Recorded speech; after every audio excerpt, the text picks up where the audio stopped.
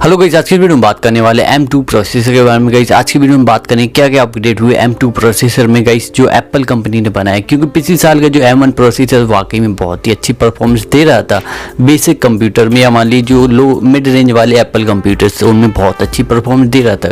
तो गाइस आज की वीडियो में बात करें M2 प्रोसेसर के बारे में जो अभी लॉन्च किया गया। सो गाइस अब हम बात करेंगे M2 प्रोसेसर के बारे में, बताएंगे सारी जानकारी। मेरा नाम है राजदीप, आप देख रहे हैं ब्लॉग यूट्यूब चैनल एंड फिर पेज। गाइस मैं इसी तरह की टेक्नोलॉजी वीडियो अपने YouTube channel and Facebook page पर रोजाना पोस्ट करते रहते, तो आप मुझे YouTube channel and Facebook page पर फॉलो और सब्सक्राइब कर सकते हैं इसी तरह की टेक्नोलॉजी वीडियोस को देखने के लिए हिंदी में।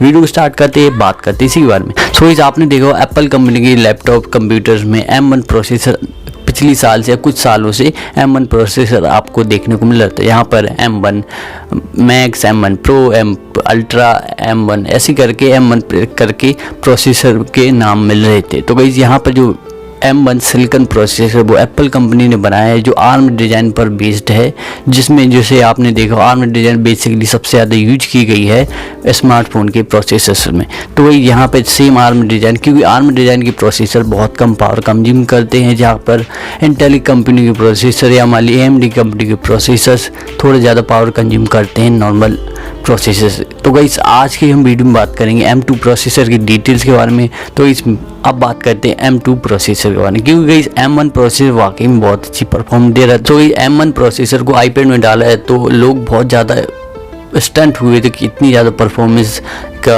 डिफरेंस देखने को मिलेगा नॉर्मल iPad के प्रोसेसर से।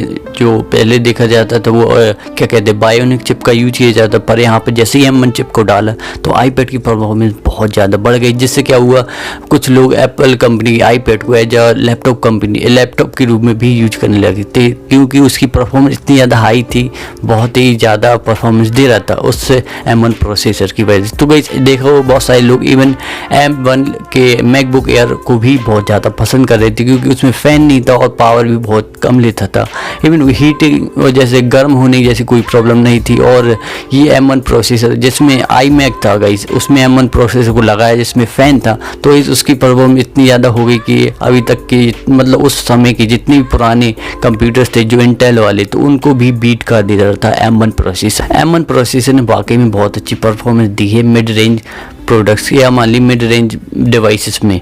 तो गाइस इसी वजह से कहीं ना कहीं M1 प्रोसेसर वाकई में बहुत ज़्यादा उस समय चल गया था, या मान ली मुझे भी गाइस पर्सनली बहुत पसंद आया था, क्योंकि इसकी परफॉर्मेंस वाकई में बहुत अच्छी देखने को मिल रही थी और इसमें पावर कंजप्शन भी बहुत कम था, जिससे लैपटॉप की बैटरी बहुत चलती थी। इवन जो iMac था, iMac मिनी जिसमें M1 प्रोसेसर आया था, वो भी बहुत ज़्यादा परफॉर्मेंस दे रहा था और उसमें जो पावर कंजप्शन था वो बहुत ही कम था।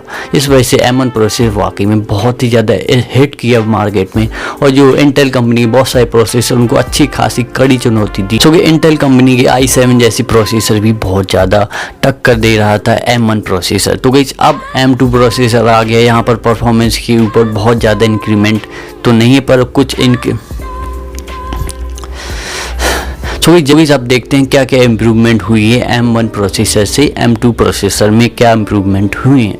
तो देख लेते हैं क्या इम्प्रूवमेंट हुई। सबसे पहले यहाँ पर आपको बताऊँ वो कोई चेंज तो नहीं, पर हमेशा एप्पल कंपनी डिप्लोमेटिक तरीके से हर एक चीज़ का जवाब देती। तो यहाँ पर पहले भी 5 नैनोमीटर की टेक्नोलॉजी की फैब्रिकेशन का यूज किया था, अब यहाँ पर भी आपको 5 नैनोमीटर टेक्नोलॉजी का यूज किया, पर एप्पल कंपनी ने डिप्लोमेटिक तरीके से इसको क्या कहा कि सेकेंड जनरेशन 5 नैनोमीटर टेक्नोलॉजी। पर जो ट्रांजिस्टर तो पहले थे 16 बिलियन, अब हो गए हैं 20 बिलियन ट्रांजिस्टर्स अब। और यहाँ पर CPU में कोई अपग्रेड नहीं हुई है। CPU में जो 8 कोर्स थी वहाँ पर आज भी M2 प्रोसेसर में 8 कोर्स ही हैं, और GPU में थोड़ा अपग्रेड किया है। यहाँ पर GPU में 7 से 8 कोर्स थी GPU प्रोसेसर में, वहाँ पर अब 8 से 10 कोर हो गई M2 प्रोसेसर में GPU में।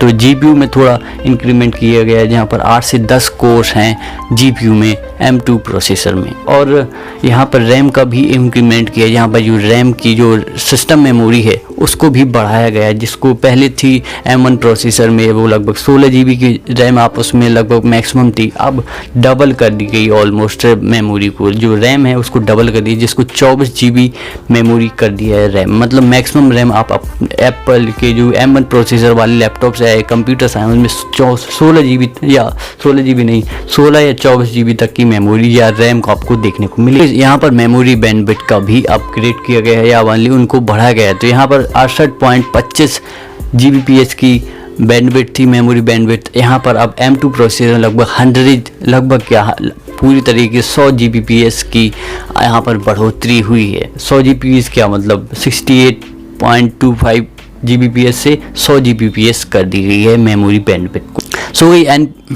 सो गाइस M2 प्रोसेसर में NPU का थोड़ा वृद्धि की है परफॉर्मेंस में। यहाँ पर लगभग 40% की बढ़ोतरी आई है परफॉर्मेंस में, जहाँ पर AI से रिलेटेड प्रोसेस और फास्ट होगी। लगभग 40% 40% की इस परफॉर्मेंस बढ़ाई गई है NPU में, जो AI से रिलेटेड प्रोसेसिंग को करता है NPU। तो उसको 40% की वृद्धि मिल चुकी है। यहाँ पर 16 कोर्स हैं NPU। सो यहाँ पे जो सिस्टम मेमोरी या रैम है उसको पहले M1 प्रोसेसर में LPDDR4X रैम का यूज किया जाता, तो यहाँ पर इसको बदल कर अब LPDDR5 रैम को यूज किया जाएगा M2 प्रोसेसर में, जो थोड़ा और फास्ट होगी। तो M1 प्रोसेसर को देखते हुए M2 प्रोसेसर में GPU में बढ़ोतरी हुई है परफॉर्मेंस में, वो है 35%। मतलब GPU की परफॉर्मेंस लगभग 35% बढ़ चुकी है। और M1 प्रोसेसर से M2 प्रोसेसर को देखते हुए CPU परफॉर्मेंस लगभग 18% की बढ़ोतरी हुई, जो वाकई में बहुत है। देखा जाए तो कभी कभी कंपनियां 1-2% ही परफॉर्मेंस में इम्प्रूवमेंट कर पाती हैं, पर यहाँ पर 18 से 35% का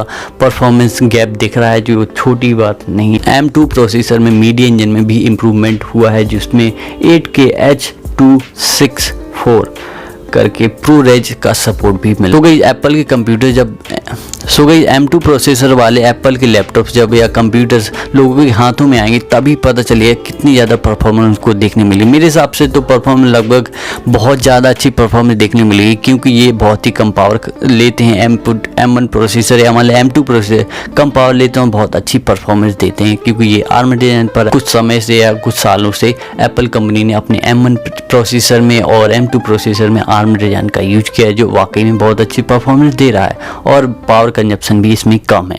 तो इस आपको ये वीडियो कैसी लगी M2 प्रोसेसर के बारे में, क्योंकि वाकई मुझे ये M1 प्रोसेसर या M2 प्रोसेसर वाकई में पसंद है, क्योंकि इनमें पावर कंजप्शन भी कम है और इवन यहाँ पे जो क्या कहते परफॉर्मेंस बहुत ही ज़्यादा आपको देखने मिली। जैसे मानिए आपने देखो इंटेल कंपनी के प्रोसेसर जिसमें Core i7 Core i9 इनको भी टक्कर दे देता है M1 प्रोसेसर। यहाँ पर M1 अल्ट्रा है, वो वाकई में किलर है आज के समय पर परफॉर्मेंस के मामले। तो M2 जब अल्ट्रा आएगा तो आपको समझ में आ चुका है कि क्या बड़ा धमाका होने वाला है M2 प्रोसेसर आने के बाद, या मान लीजिए M2 अल्ट्रा आने के बाद जब लोगों के हाथ में लगे तब वाकई में मुझे हिसाब से कुछ बड़ा हो जाएगा, या मान लीजिए कुछ बड़ा परफॉर्मेंस में गैप आपको देखने मिलेगा। Even Apple company bionic chip हैं जो आईफोन में यूज किया है, वो वाकई में स्नैपड्रैगन प्रोसेसर आते हैं जो स्मार्टफोन में यूज किया जाते हैं स्नैपड्रैगन के प्रोसेसर, वो भी उतनी ज़्यादा परफॉर्मेंस नहीं दे पाते जितने एप्पल कंपनी बायोनिक चिप देते हैं। तो कंपनी ने बहुत ज़्यादा पैसे खर्च किए हैं इस प्रकार के प्रोसेसर को बिल्ड करने में, या इस पर बहुत सारी चीज़, क्योंकि हार्डवेयर से सपोर्ट तो मिलना ठीक है। मान लीजिए आपने प्रोसेसर को बना लिया, उसके बाद जो सॉफ्टवेयर हो, जैसे मान लीजिए आपको कोई एप्पल कंपनी का प्रोडक्ट है या मान लीजिए सॉफ्टवेयर है, तो वहाँ पर अब ऐप डेवलपर्स को भी आपको पैसे देने पड़ेंगे एडवांस में, या मान लीजिए जो ऐप डेवलपर्स है वो स्पेस अलग से अब इस एप्पल कंपनी के इस न्यू आर्किटेक्चर वाले प्रोसेसर पर भी बहुत ज़्यादा काम करना पड़ता है, क्योंकि अभी तक एक स्पेशल आर्किटेक्चर में डेवलपर्स को ऐप या सॉफ्टवेयर बनाने की आदत रही, तो वहाँ पर अब जल्दी से बना लिया करते थे। पर यहाँ पर उसको नए आर्किटेक्चर को सीखने में, उस पर सॉफ्टवेयर या ऐप्स को बनाने में कभी कभी टाइम लगता है। तो यहाँ पर बहुत सारी चीज़ों को धीरे धीरे इम्प्रूव भी किया जा रहा है। यहाँ पर M1 पर अब ट्रायल पर था, M2 अब बहुत आगे जाकर चुका है। इस वजह से मेरे हिसाब से आपको M2 प्रोसेस में और ज़्यादा परफॉर्मेंस देखने को मिलेगी। इवन गाइस किलर होगा मेरे हिसाब से M2 प्रोसेसर। तो ये M2 प्रोसेसर के नाम पर जितने भी प्रोसेसर आएंगे, जैसे M2 max, M2 pro, M1 ultra, M1 ultra क्यों कह रहा हूँ, M2 अल्ट्रा, तो ये भी आपको इतनी ज़्यादा परफॉर्मेंस देंगे। सो गाइस इंडस्ट्री लीडिंग हो जाएंगे ये भी प्रोसेसर। तो इस आपको ये वीडियो अच्छी लगी, वीडियो को लाइक कर दे, चैनल को सब्सक्राइब कर दे अगर आप M2 प्रोसेसर के बारे में नहीं जानते, क्योंकि ये आज के समय के इंडस्ट्री लीडिंग प्रोसेसर में से एक हैं जो एप्पल कंपनी यूज कर रहा है अपने कंप्यूटर में, आईपैड में। तो वीडियो का यही हिंट। आपको वीडियो अच्छी लगी वीडियो लाइक कर दे, चैनल को सब्सक्राइब कर दो, फेसबुक पेज को फॉलो करें। कोई सवाल छोड़ा मुझे कमेंट करके पूछ सकते। वीडियो को यही हिंट है। Bye bye and peace out.